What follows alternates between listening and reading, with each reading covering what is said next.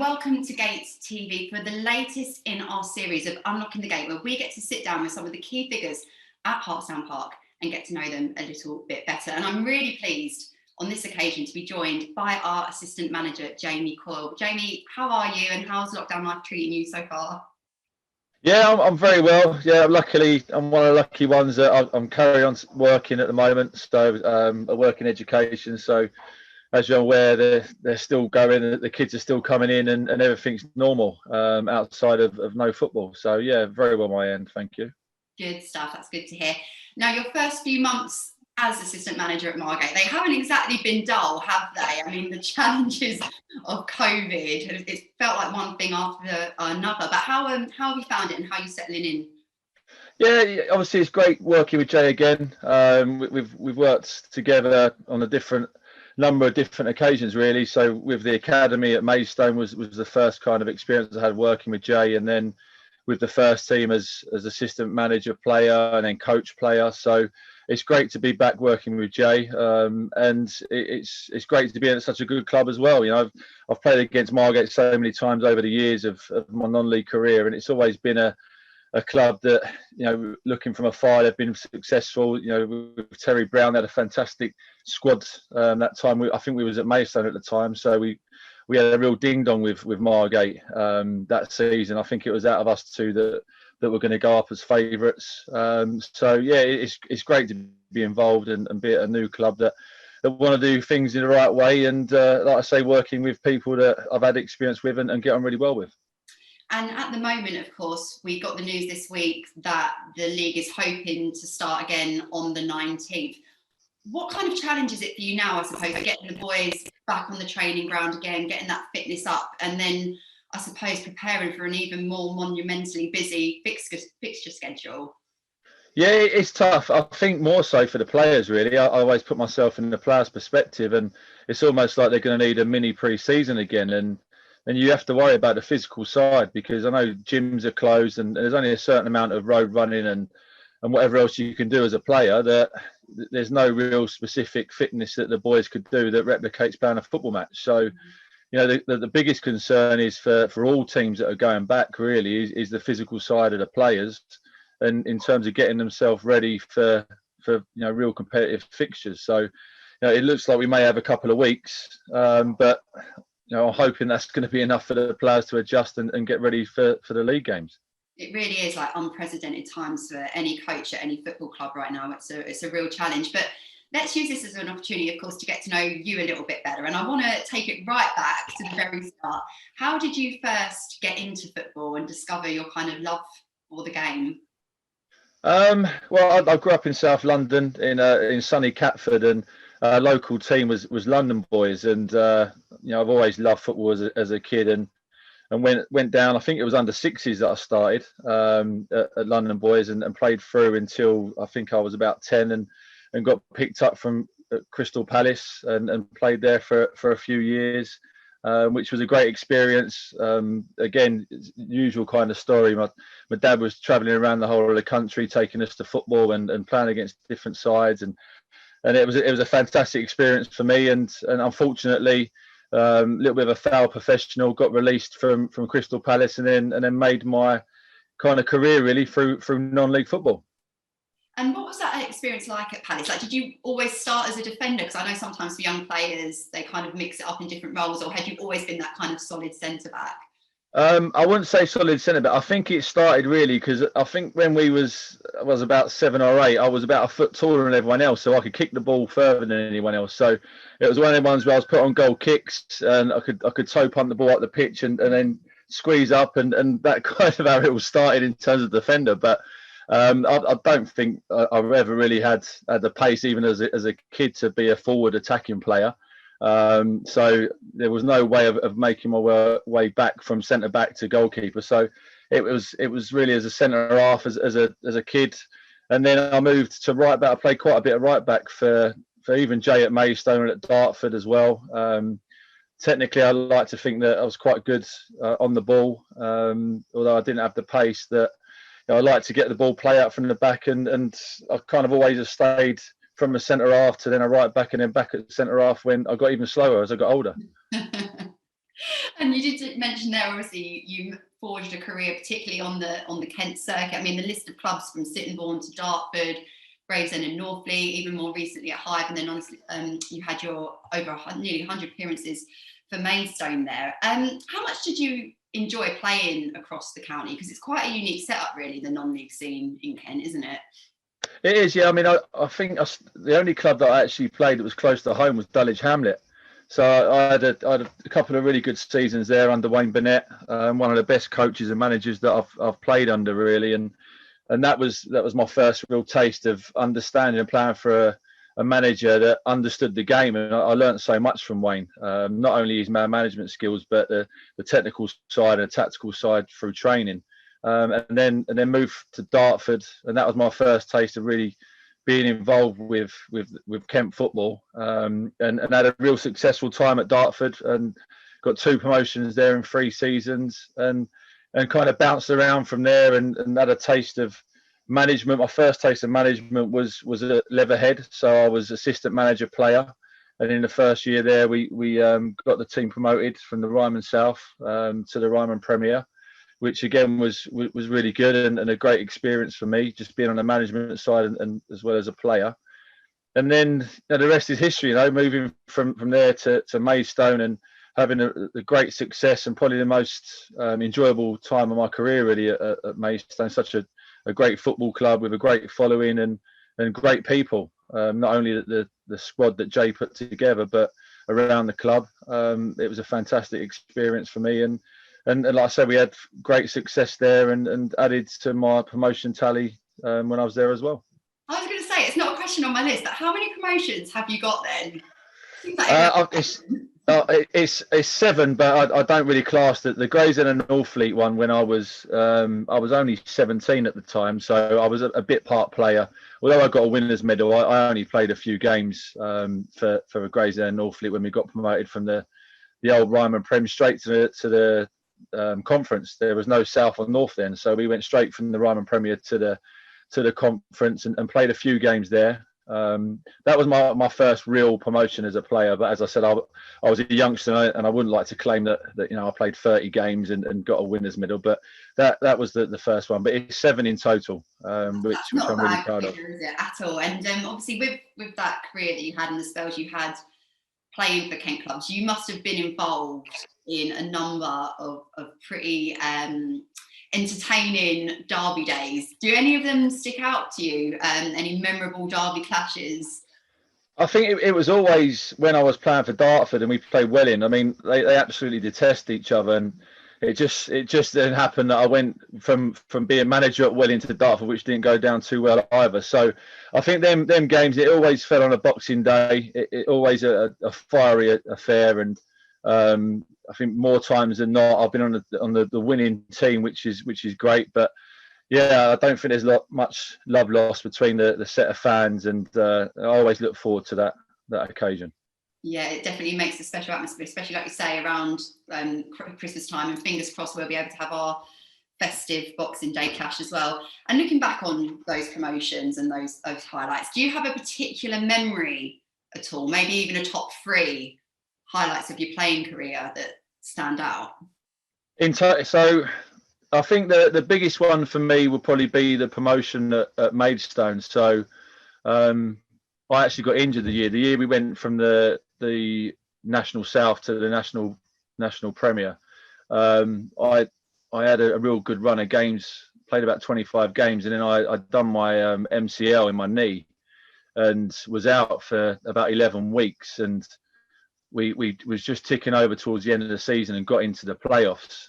And I had to have an injection that quickened the process in terms of getting me back ready for the playoffs. And it was like a painkiller injection straight into my knee, which the club paid for, which I was thankful for. And literally my first game back after about 11 or 12 weeks was the semi-final, the playoff semi-final at Truro. And we got a clean sheet that day and then went on to win the final at Ebbsfleet on penalties. So I think that's my number one kind of memory and favourite time really as a player, as well as being on the management team with Jay, to then win that playoff at Ebbsfleet on penalties and then get voted player of the season by the fans as well. So to have that amount of time off and then get player of the year, I was really pleased with that kind of season. Second of all, I think they're always going to be linked to promotions. Really, that promotion was massive at Maidstone. The first taste of it at Gravesend and Northfleet when I was 17 years old was definitely up there. And Dartford, that we done fantastic at Dartford. We went back to back with the Ryman South and the Ryman Premier. That was a great experience for me as well, under Tony Berman. So yeah, you look at, and I speak to some players now that go throughout their whole career and not fortunate enough to be involved in a promotion winning side. And I've just been lucky that the teams that I've played for and the managers I've played under, I've had some real success, which is great to look back on now. And I think any successful team has a really good changing room with a really good buzz. So do you have any sort of, again, memories from changing rooms, little anecdotes, any little stories that stick out at all? Because sometimes, obviously, it is great, all the moments on the pitch, but sometimes there are ones off of the pitch that kind of stick in your mind as being highlights.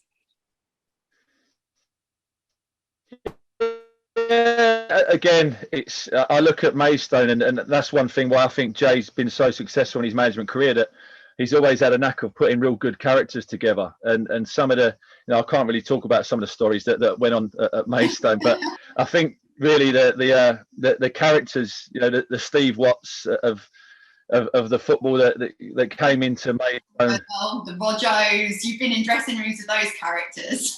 Yeah, that's it.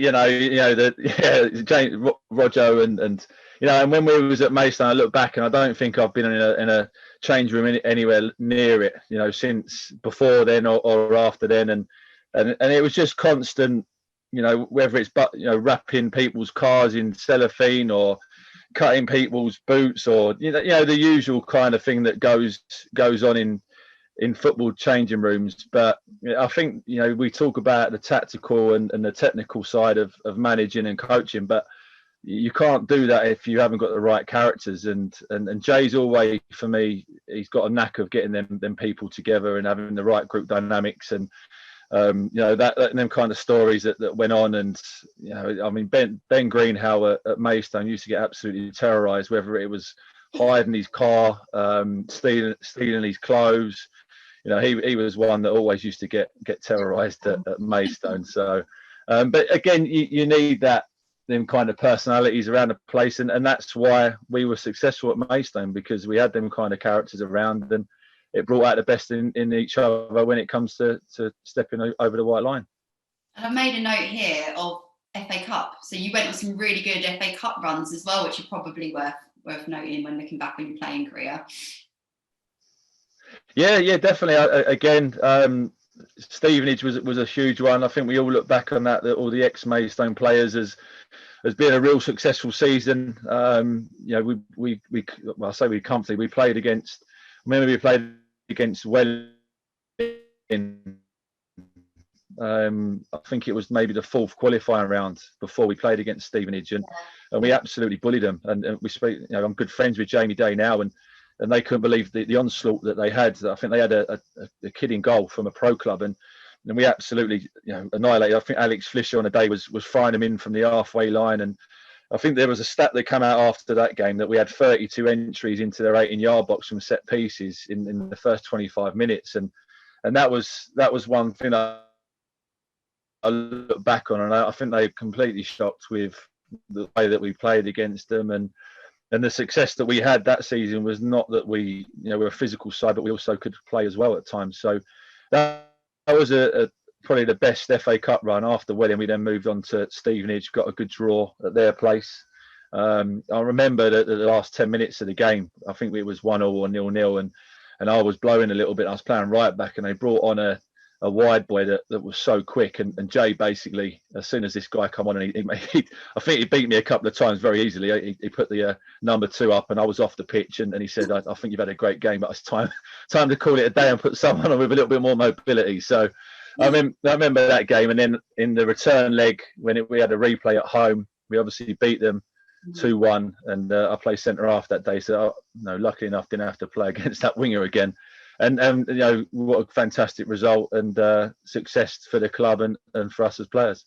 As you mentioned there, obviously Jay knows you very well, you know Jay very well. You've got over 100 nearly appearances for Maidstone United. You were a player and coach with him. You've got a really good dynamic, and again, that's something we're beginning to see come to fruition at Margate. And during these tough times where I think every coach and every football club's had to be quite adaptable to the COVID situation.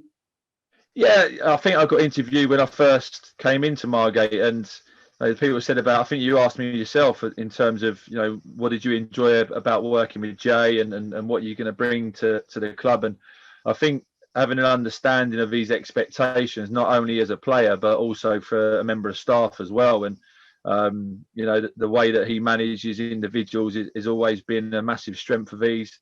And like I say, in terms of him selecting the right characters to represent him as a manager. And for me, that's something that I've learned from him in my managing and coaching career.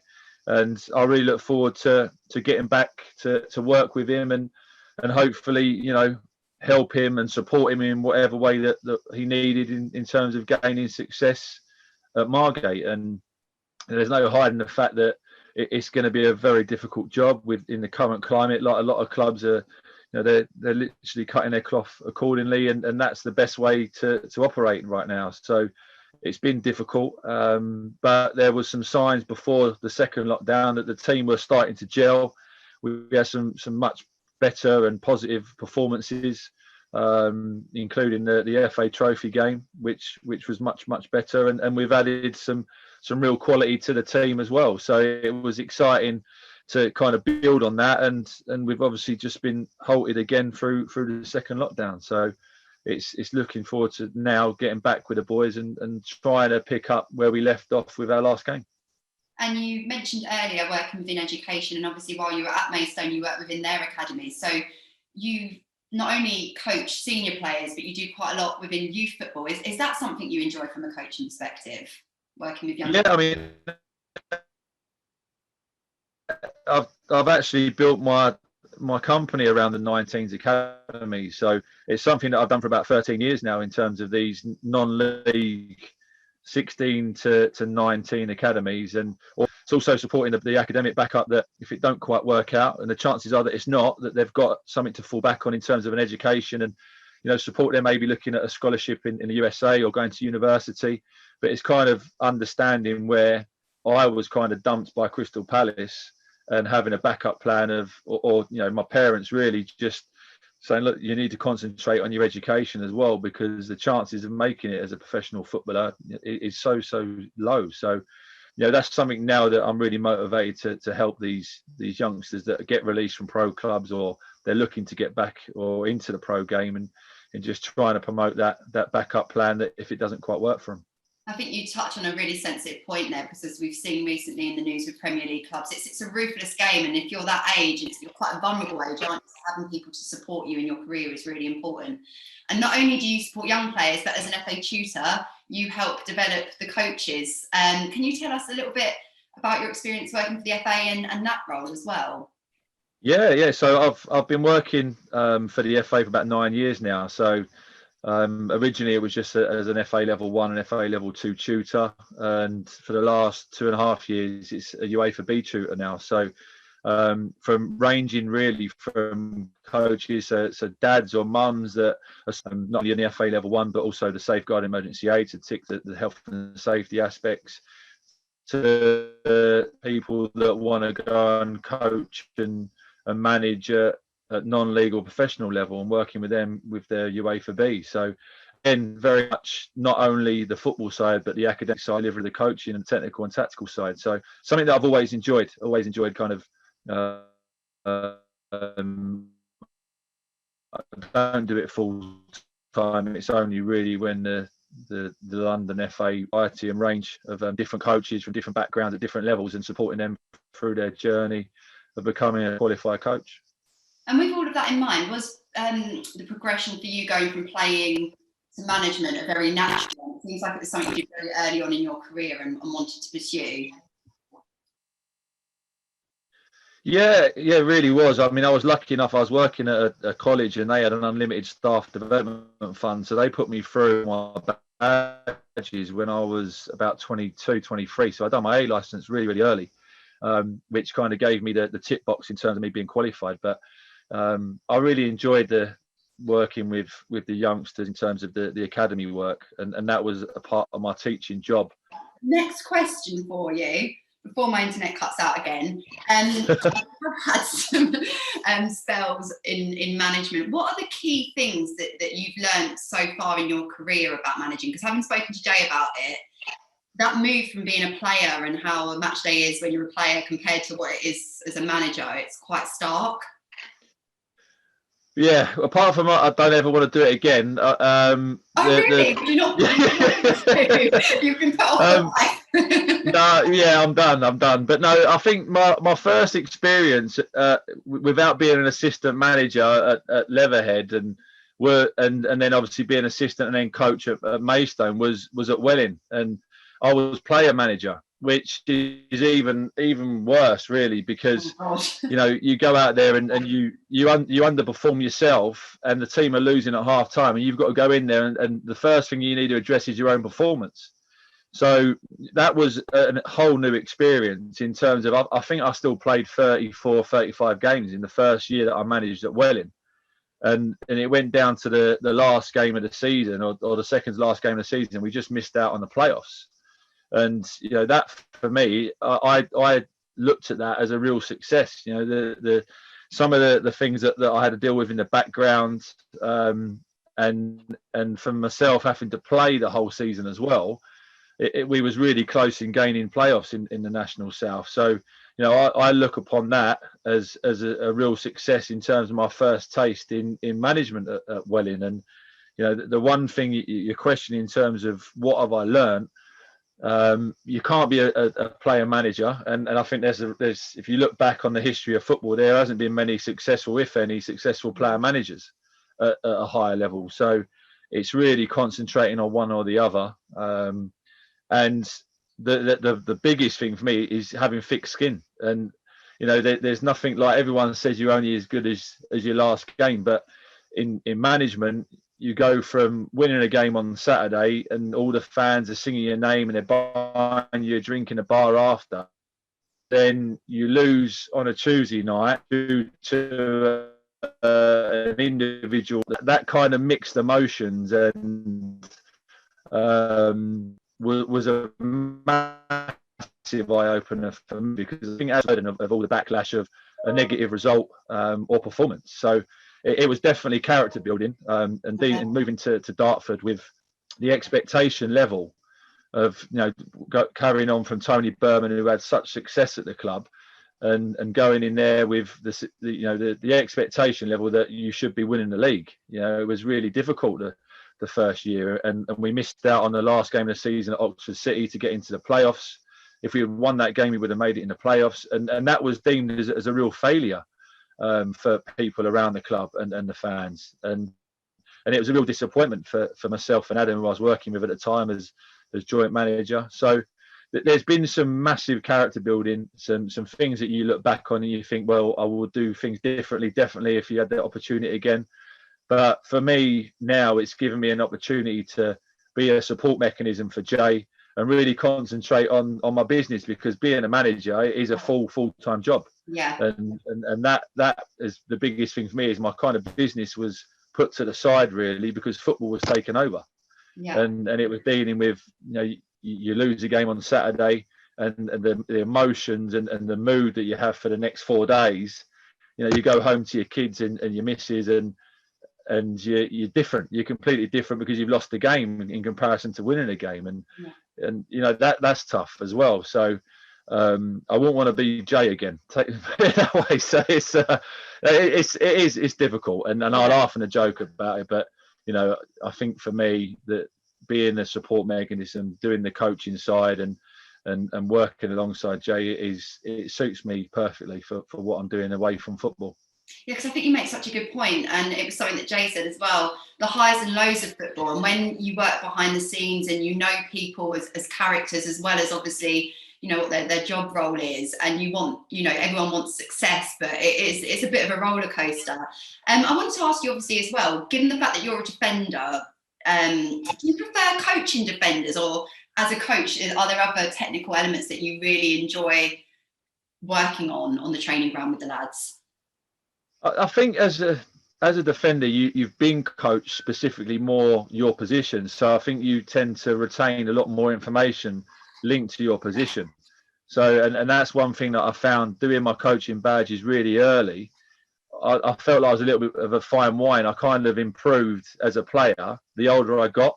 So it's now, and I say it now to my learners that I deal with, and the players that I deal with now, that get your coaching badges done as early as you can, because your understanding of the game changes massively. And if I had the information and the knowledge that I had when I was much younger than when I'd done my coaching badge, I would have been a better player. So I think I enjoy it, and I think in terms of the content, I can deliver more technical elements in terms of being a defender, because I've played so many games there as a fullback and as a centre half. But I do enjoy the attacking side of it as well, and that is an element that I really do look to try and improve and add a little bit of some golden nuggets of information if I can to forward players.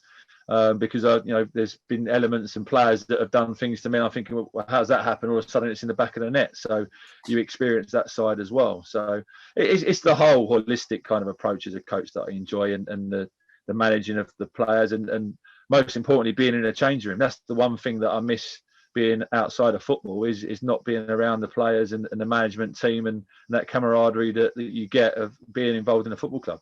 Yeah, definitely. I think we're all missing it so much, myself included. Fingers crossed we can be back at Hartsdown Park quickly. Now comes the point where hopefully Wi-Fi playing along, we can do some quick fire questions. Now, I haven't told you any of these, and they're not too tricky, but hopefully they'll give you something to think about anyway. So should we crack on? Yep. Okay, let's start with an easy one. Who was your favourite player growing up?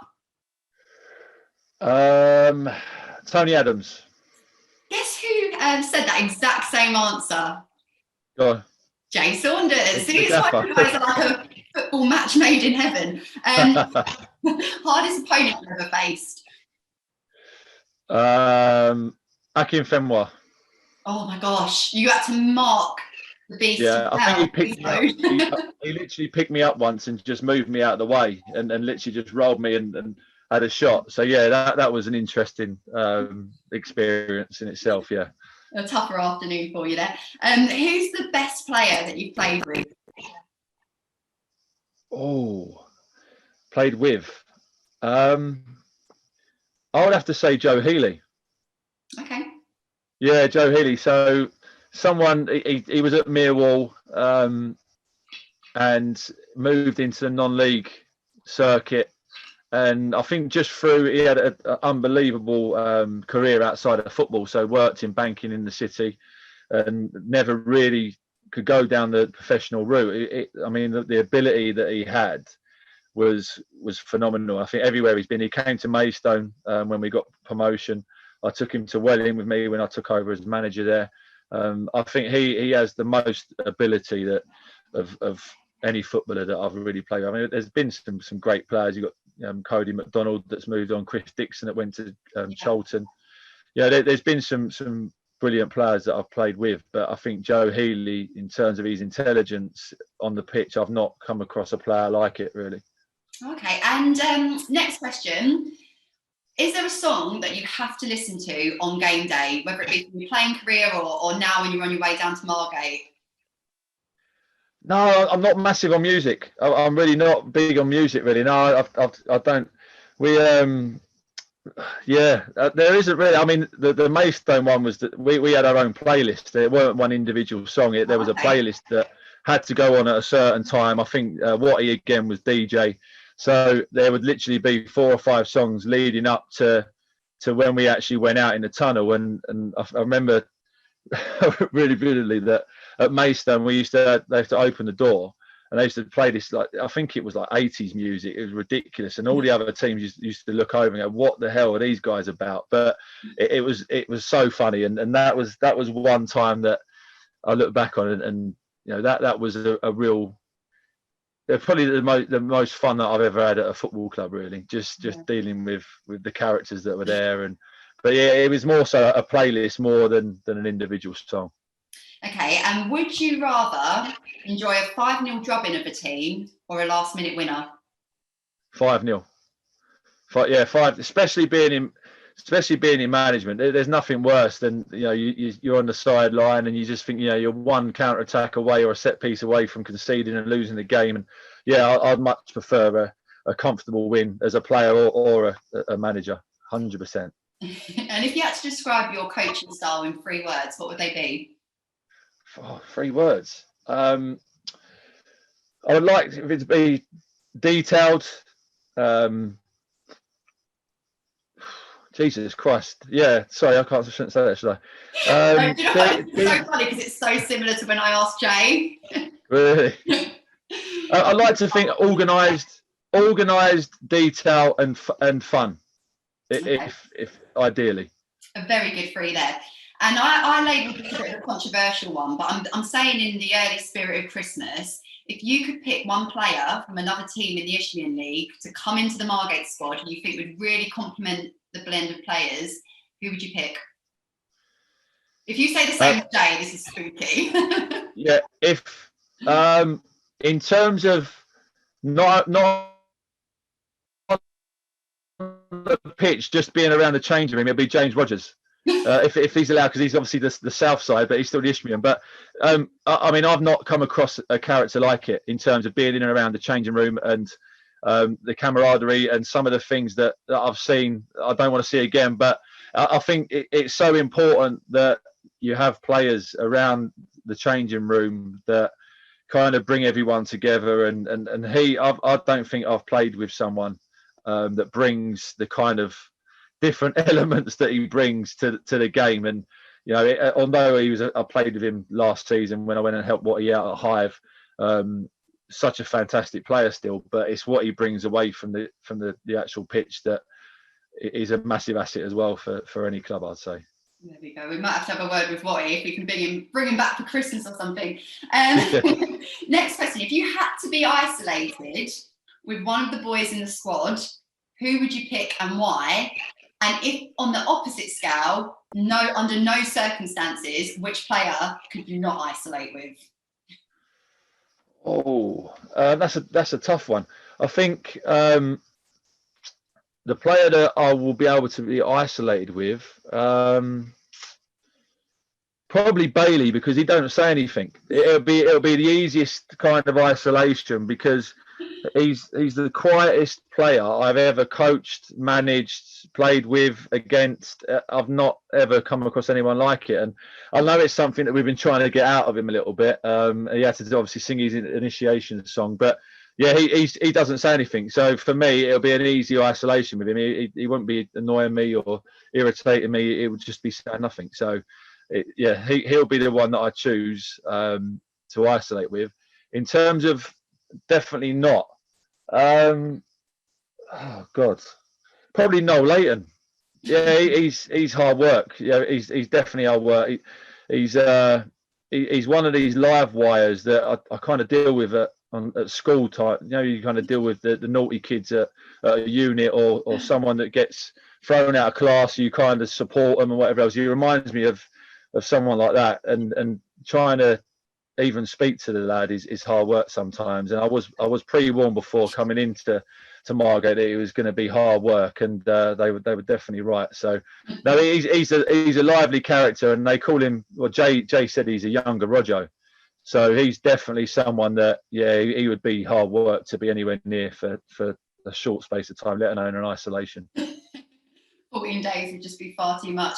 And back to a more football technical related question: if you could change one rule in football, what would it be and why?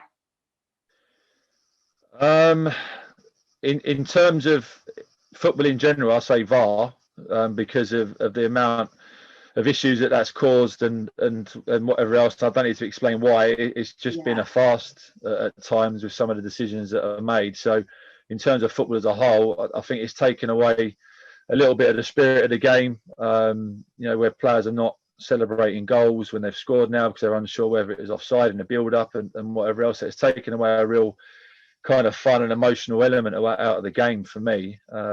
So that would be definitely one thing that I'd take out. Yeah, I think there's a lot of people who would agree with you on that one. And the final question, obviously a real tough one to end on. Of the new Margate kits, the 4 designs that are out and the boys will be playing in, which one is your favourite? Oh, that's easy. I want to come out of retirement and wear the pink one. I said to the boys, we need to try and get, choose a game where it's a friendly or whatever else, or a League Cup game, and I'll have to come out of retirement, because the pink one for me I think is brilliant. It looks great, and I'm looking forward to seeing them when we come back. Yes, there we go then. So now we know the way to coach you out of retirement is away games in the pink shirt. Who'd have thought it? Jamie, thank you so much for your time and for coming on the show, and for your patience as well with the Wi-Fi issues. It was really good to obviously get to know you a bit better and hear more about your career, and great to obviously have you on board at Margate as well. Thanks for having me. No worries at all. And thank you for tuning in. Make sure you do subscribe to GATEtv, because you'll be the first to know when the next episodes of this new series, Unlocking the Gate, are going live as well. If you've got any comments or questions or anything, who would you like to see us interview? Maybe we should give Noel a chance to come on and defend himself. We shall see. But thank you for tuning in, and until next time, take care.